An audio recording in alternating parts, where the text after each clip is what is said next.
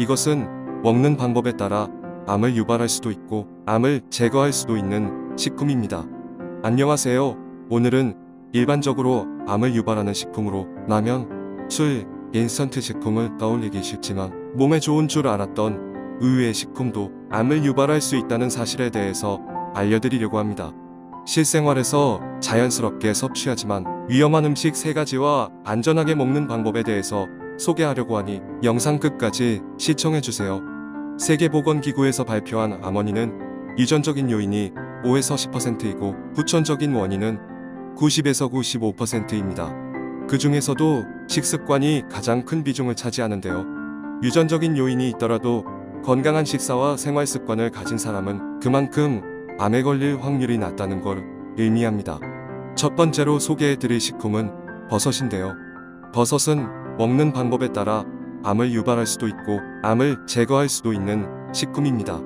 최근 버섯이 건강에 좋다고 해서 생으로 먹는 사람들이 많습니다. 마트에서도 손쉽게 구할 수 있고 방송에서도 생식하는 모습이 종종 나와서 부작용이 없을 것이라고 안심하시는 분들이 계신데요. 하지만 식용버섯이라도 절대 생으로 먹어선 안됩니다. 가장 큰 이유는 버섯은 곰팡이의 결집체이기 때문에 자체적으로 항생물질을 갖고 있습니다. 어떻게 보면 이런 이유 때문에 버섯 속에 들어있는 성분은 강력한 항산화작용을 하면서 인체에는 생리활성 물질로 작용해서 건강에 도움이 된다고 볼 수 있는데요. 그러나 반대로 이런 성분들 때문에 버섯은 부작용을 일으킬 수 있다고 볼 수 있는데 그만큼 독성이 강하다는 의미입니다. 버섯을 생으로 먹게 되면 암을 유발할 수 있는데요. 특히 앵송이 버섯류에는 아가리틴이라는 발암 성분이 포함되어 있습니다. 아가리틴은 쥐를 이용한 실험에서 암을 유발하는 것으로 밝혀졌는데요. 아가리틴의 분해산물인 히드라진이 발암물질로 작용합니다. 사람에게는 발암성이 낮은 것으로 알려져 있지만 그래도 많은 학자들은 안전성을 우려하고 있습니다. 버섯 속의 베타글루칸은 항암 작용을 하는데 버섯의 다른 성분인 아가리틴은 발암물질이라니 참 아이러니합니다.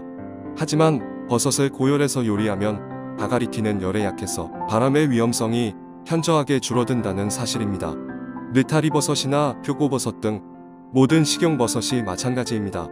또한 생버섯은 위장장애와 알레르기 반응을 쉽게 일으킬 수 있는데요.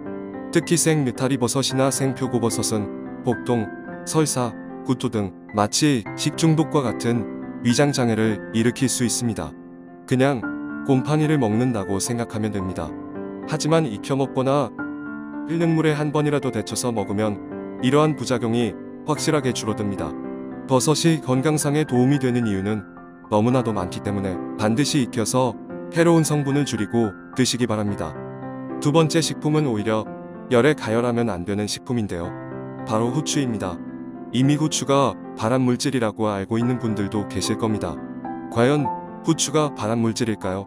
후추도 먹는 방법에 따라 암을 유발할 수도 있고 암을 제거할 수도 있는 향신료인데요.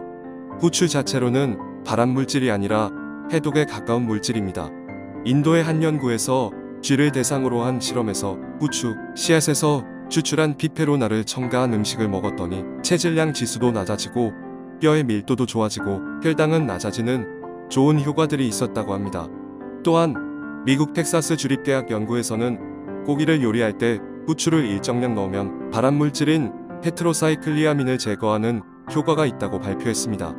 이처럼 후추는 항암 효과를 하는 물질인데요. 하지만 후추를 120도가 넘는 고온에서 조리를 하면 발암물질이 될 수가 있습니다. 2016년 11월에 우리나라 식약처의 보도자료에 따르면 후추에 들어있는 성분 중 아크릴아마이드에 관한 내용이 있었는데요. 아크릴아마이드란 국제암연구소에서 2A군으로 지정된 발암물질입니다. 동물 실험에서는 확인이 됐고 사람 실험에서까지 확인이 되지 않은 발암물질을 뜻하는데요. 또한 아크릴아마이드는 신경계독성 물질에 해당되어 많이 먹게 되면 기형을 유발하거나 독성으로 인해 신경계, 생식기, 간, 신장에 문제가 생길 수 있다고 합니다.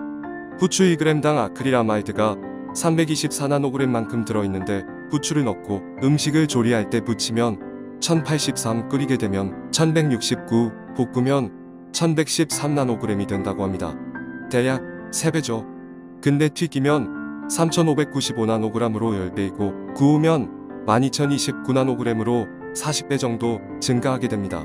치킨을 튀길 때 후추로 양념한 밀가루로 옷을 입혀서 180도 고온에서 튀겨지면 후추의 발암물질을 강하게 만들어서 드시게 되는 겁니다. 또한 고기를 구울 때도 후추를 치고 고기를 굽게 되면 아크릴아마이드를 40배 강하게 만들어서 드시게 되는 거예요. 그래서 후추는 조리하기 전에 넣지 마시고 반드시 조리가 끝난 후에 넣어서 드시기 바랍니다. 세 번째 식품은 감자입니다. 우리 국민의 식생활에서 감자는 빼놓을 수 없는 식품의 원료로 사용하고 있는데요. 감자 역시 아크릴아마이드가 함유되어 있고 어떻게 보관하고 조리하느냐에 따라 비의도적으로 아크릴아마이드를 많이 섭취하게 될 수 있습니다. 특히 고온에서 조리하는 감자튀김과 감자칩에는 아크릴아마이드가 많이 들어있는데요. 그렇다면 감자의 아크릴아마이드의 생성을 최대한 낮추기 위해서는 어떻게 해야 할까요? 첫 번째로 감자는 냉장고에 보관하면 안 됩니다. 감자는 환원당의 함량이 적은 감자여야 하는데요. 감자는 6도씨 이하의 온도에서 환원당의 함량이 증가하게 되므로 냉장고에 보관하시면 안 되고 싹이 나지 않도록 해야 합니다. 이렇게 증가된 환원당은 고온에 노출되면 감자의 아스파라긴과 결합해 아크릴아마이드를 만들 수 있기 때문입니다. 만약 냉장고에 넣어두셨다면 낮은 온도에 있던 감자는 약간 높은 온도에서 몇 주간 다시 저장하면 환원당의 함량을 낮춰 아크릴아마이드 생성을 낮출 수 있습니다. 부득이하게 냉장 보관할 경우 냉장 보관 기간이 길수록 아크릴아마이드 생성량이 증가할 수 있으므로 될 수 있는 한 빨리 사용하는 것이 좋습니다. 두 번째, 감자를 잘게 자르지 말고 두꺼운 조각으로 잘라서 노출되는 표면적을 줄인다면 아크릴아마이드가 생성되는 것을 줄일 수 있습니다. 감자의 표면적이 줄어들도록 좀 더 두껍게 자르면 아크릴아마이드 생성도 감소하게 됩니다. 세 번째, 감자를 조리하기 전 세척해야 합니다. 물로 세척하면 감자의 표면에 있는 환원당을 일부 추출해낼 수 있으며 세척한 후에 감자를 튀겼을 때 아크릴아마이드 생성이 줄어듭니다. 또한 세척 후 감자 표면의 물기를 닦은 상태에서 조리해야 합니다. 네 번째, 감자를 튀길 경우 튀기는 온도가 너무 높거나 튀기는 시간이 길어지게 되면 아크릴아마이드 생성이 증가될 수 있습니다. 튀김 온도가 160도씨 이상 높아지면 아크릴아마이드의 생성량이 증가하며 튀김 온도가 120도씨일지라도 튀김 시간이 길어지면 아크릴아마이드의 생성량이 증가합니다. 오늘은 생으로 섭취하면 발암물질이 될 수 있는 버섯과 고온에서 조리하면 발암물질이 되는 후추, 냉장고에서 보관하면 안 되고 고온으로 조리할 때 발암물질이 생기는 감자에 대해서 소개해드렸습니다. 모두 알맞게 보관하고 조리하셔서 건강한 식품으로 섭취하시기 바랍니다. 오늘 전해드릴 소식은 여기까지입니다. 구독과 좋아요 눌러주시고 주변 분들과 영상 공유하셔서 몸에 이로운 식품을 발암물질로 안 드시게 알려주세요. 건강하고 행복하세요. 감사합니다.